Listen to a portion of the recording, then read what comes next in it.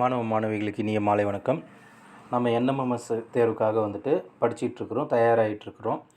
அதுக்கு முன்னாடி நம்ம இப்போ கணக்கு பகுதிகளை வந்துட்டு படிச்சுக்கிட்டு இருக்கிறோம். அதுக்கு முன்னாடி சில பேசிக்கான விஷயங்கள் வந்துட்டு நம்ம தெரிஞ்சுக்கணும். சில பேசிக்கான கணக்குகள், அடிப்படை கணக்குகள், கூட்டல், கழித்தல், பெருக்கல், வகுத்தல், இதில் சில கான்செப்டெல்லாம் இருக்குது. அந்த கான்செப்டெல்லாம் தெரிஞ்சால் தான் நாம் வந்துட்டு பெரிய பெரிய கணக்குகளை வந்துட்டு நாம் போட முடியும்.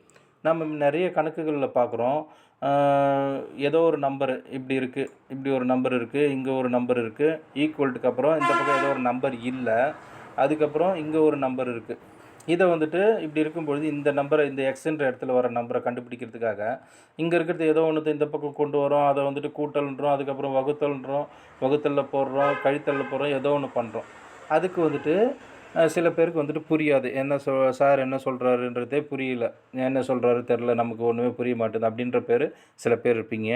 அவங்களுக்காக தான் இந்த கான்செப்ட்டு, அவங்களுக்காக அந்த பேசிக் வந்துட்டு நமக்கு தெரியணும். அதுக்காக தான் இந்த ஒரு வீடியோ. இதில் வந்துட்டு சில பேசிக்கான விஷயங்களை நம்ம தெரிஞ்சுக்கலாம்.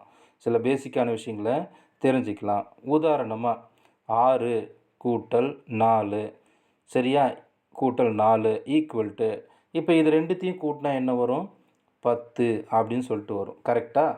நான் அதை வந்துட்டு இப்படி எழுதிக்கிறேன், இந்த பேட்டர்னில் எழுதிக்கிறேன்.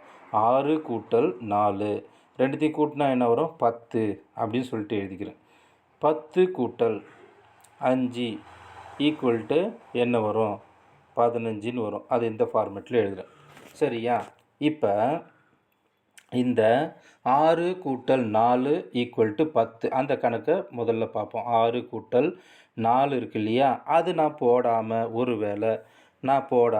6 கூட்டல் இந்த இடத்துல ஒரு கட்டம் போட்டுட்டு 10 அப்படின்னு சொல்லிட்டு சில கணக்கு வந்துட்டு இருக்கும். உங்களுக்கு திறனில் இருக்கும், இல்லைன்னா பேசிக்காக வந்துட்டு ஒரு கணக்கு அந்த மாதிரி இருக்கும்.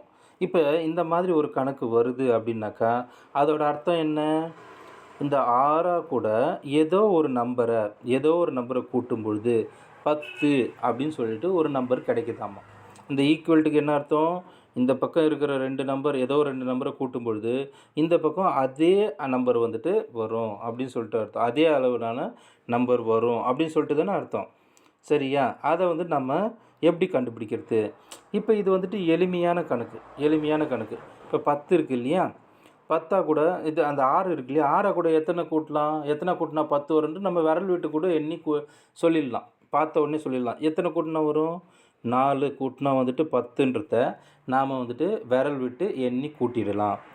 சரி, இதே மாதிரி இன்னொரு கணக்கு 52 கூட்டல் சீக்குவல்ட்டு இந்த மாதிரி ஒரு இடத்துல கேப் விட்டுட்டு 104ன்னு கொடுக்குறேன்.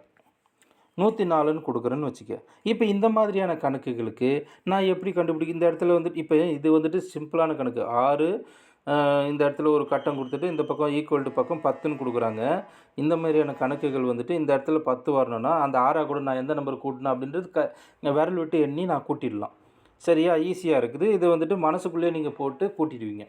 இப்போ இந்த மாதிரி கொடுக்கும்பொழுது 52 கூட்டல் இங்கே ஏதோ ஒரு கட்டம் ஏதோ ஒரு நம்பரை கூட்டும்பொழுது 104 அப்படின்னு சொல்லிட்டு கிடைக்கும் அப்படின்னு கொடுக்குறாங்கனாக்கா இது எவ்வளோ நேரம் நம்ம விரல் விட்டு எண்ணி இருக்க முடியாது இல்லை?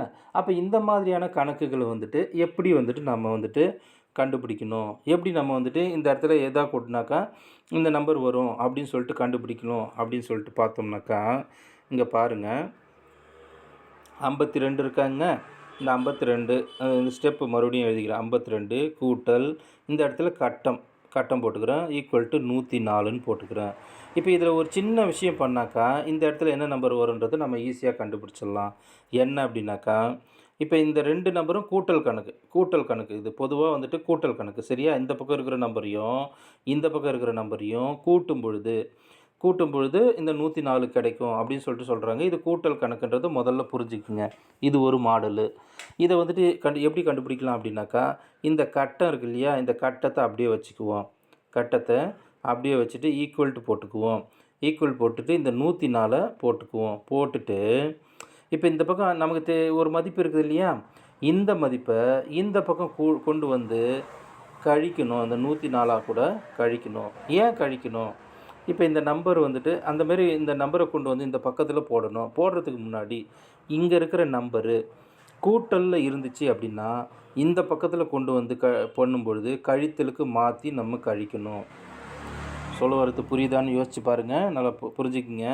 இப்போ இந்த கட்டம் இருக்குது, அந்த கட்டத்துக்கு பக்கத்தில் ஒரு நம்பர் இருக்குது, 104ன்னு இருக்குது. இந்த 104க்கு பக்கத்தில் இந்த நம்பரை கொண்டு வந்து நாம் என்ன பண்ண போகிறோம்னா கழிக்க போகிறோம். கழிக்கணுன்றதுக்கு முன்னால் இங்கே இருக்கிற நம்பர் கூட்டலில் இருந்துச்சுனாக்கா அதை வந்துட்டு இந்த பக்கம் கொண்டு வரும்பொழுது கழித்தல் குறி மாற்றிக்கணும், கழித்தல் குறியாக மாற்றிக்கணும். அப்போ ஏற்கனவே இருக்கிற நம்பராக கூட இந்த கழித்தல் குறி போட்டு இந்த 52 போட்டு கழித்தோம் அப்படின்னாக்கா இந்த இடத்துல வர வேண்டிய நம்பர் என்னன்றது நமக்கு தெரிஞ்சிடும். கழித்து பார்க்கலாமா? இப்போ 104 கழித்தல் 52. அப்போ இதை போட்டுக்கலாமா? இப்படி போட்டு கழித்து பார்க்கலாமா? இப்போ வந்துட்டு 4லேருந்து 2 போட்டால் 2, 4லேருந்து 2 கழிச்சாக்கா 2ன்னு வரும். இங்கே வந்துட்டு 0 இருக்குது, இங்கே வந்துட்டு 0 இருக்குது, கீழே 5 இருக்குது. 0ல் 5 போகும்னா போகாது. அப்போ இந்த பக்கத்தில் இருக்கிற 1 இங்கே கடன் வாங்குகிறோம். கடன் வாங்கினாக்கா இங்கே வந்துட்டு 10ன்னு மாறும். இப்போ 10ல் 5 போச்சுன்னா எவ்வளோ? 5. அப்போ 52 தான் இதனுடைய ஆன்சர். இந்த கட்டத்தில் வர வேண்டிய நம்பர் என்னவாக இருக்குன்னாக்கா 52. இப்போ இந்த 52 இங்கே இருந்துச்சுனாக்கா இந்த 52 இந்த 52ஐயும் கூட்டி பார்த்தா இந்த 104 அப்படிங்கிற நம்பர் வந்துடும்.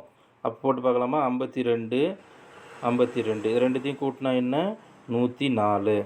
நல்லா போட்டு பாருங்கள், 104. பாருங்கள், இந்த கணக்கு புரியுதா? இப்போ இந்த இதுவும் ஒரே கணக்கு தான், சரியா? நாம் வந்துட்டு இதை மனசுக்குள்ளே போடுறோம்.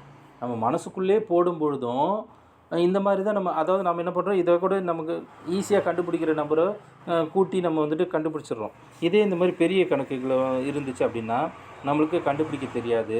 அப்போ இந்த மெத்தடை ஃபாலோ பண்ணுறோம், சரியா? அடுத்ததான் இன்னொரு கணக்கு வந்துட்டு நாம் போடலாம். இன்னொரு கணக்கு இதேமாரி ஒரு கணக்கு நான் வந்துட்டு போட்டு காட்டுறேன். அது என்ன கணக்கு? இப்போ இந்த பக்கம் கூட்டின்னு போய் கழிக்கணும் அப்படின்னு சொல்லிட்டு சொன்னேன் இல்லையா? உதாரணத்துக்கு அடுத்ததாக இன்னொரு கணக்கு.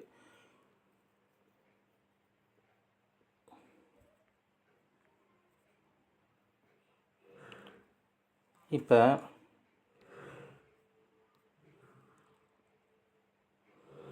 அடுத்ததாக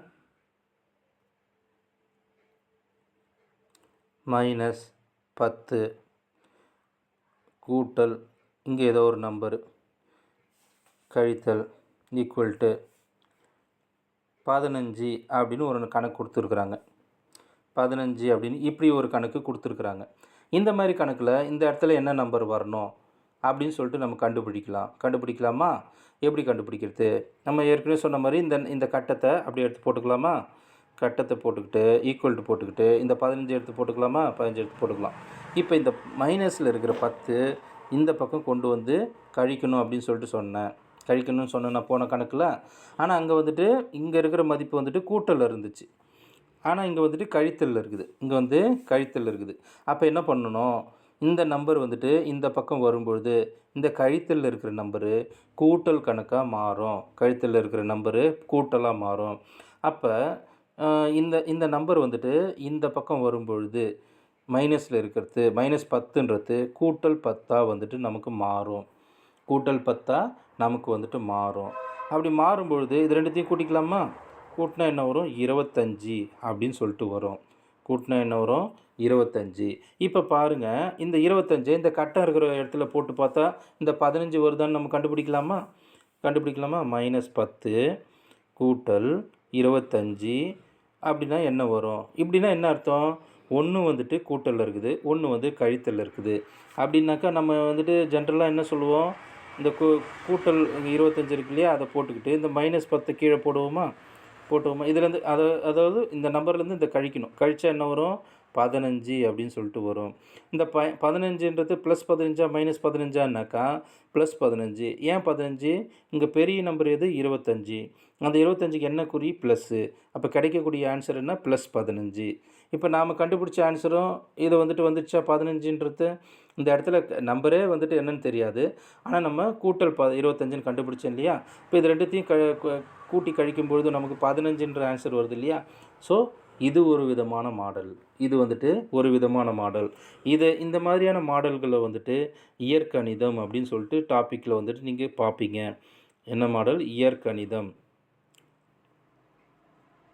சரியா? சரி, இது வந்து ஒரு விதமான பேசிக்கு. இன்றைக்கி இது போதும். நான் இன்னொரு வீடியோவில் இதுலேயே வந்துட்டு பெருக்கல் கணக்கு வந்துச்சு, ஒரு நம்பர் கொடுத்து இன்னொரு நம்பர் கொடுக்காம கேட்டிருக்கிறாங்க அப்படின்னா எப்படி வந்துட்டு அதை வந்துட்டு சால்வ் பண்ணுறது அப்படின்றத அடுத்த வீடியோவில் நான் சொல்கிறேன். சரியா? இப்போ இந்த பெருக்கல் கணக்கு, இந்த கூட்டல் கணக்குகளை கொஞ்சம் வந்துட்டு நல்லா ஞாபகம் வச்சுக்கோங்க. அடுத்த வீடியோவில் நான் பெருக்கல் கணக்கு ரிலேட்டடாக இப்படி ஒரு நம்பருக்கு 2 நம்பர்களில் ஒரு நம்பர் கொடுத்து அடுத்த நம்பர் என்ன வரும் அப்படின்னு சொல்லிட்டு கேட்டாங்கன்னா எப்படி வந்துட்டு நம்ம கண்டுபிடிக்கலான்றத அடுத்த வீடியோவில் நான் சொல்கிறேன். சரியா?